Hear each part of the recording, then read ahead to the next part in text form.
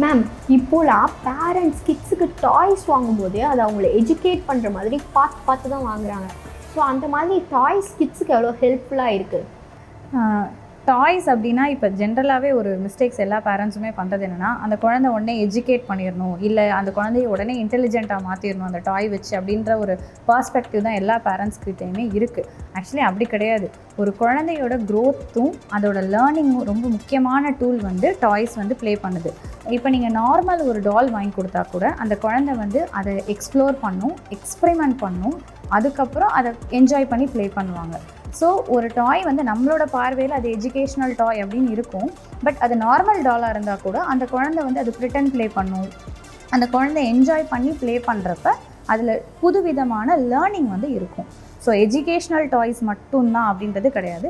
டாய் அப்படின்னாலே குழந்தைங்க வந்து என்ஜாய் பண்ணி தான் பண்ணுவாங்க. பிகாஸ் ப்ளே தெரப்பின்னு சொல்லுவோம் நாங்கள் யூஸ்வலாக. அதாவது ஒரு லேர்னிங் ப்ராசஸை வந்து ப்ளே மெத்தட் மூலம் நம்ம பண்ணுறது. ஸோ ப்ளே மெத்தட் மூலம் ஒரு குழந்தை வந்து கற்றுக்கிறப்ப நிறைய கற்றுப்பாங்க. அவங்களே எக்ஸ்பெரிமெண்ட் பண்ணும்போது அவங்க நிறைய கற்றுப்பாங்க கண்டிப்பாக. ஸோ தட் அவங்களுக்கு வந்து அந்த இம்ப்ரூவ்மெண்ட் அவங்களோட க்ரோத்தில் வந்து அந்த லேர்னிங் ப்ராசஸ்லேயும் வந்து டாய்ஸ் வந்து ஒரு மேஜர் ரோல்.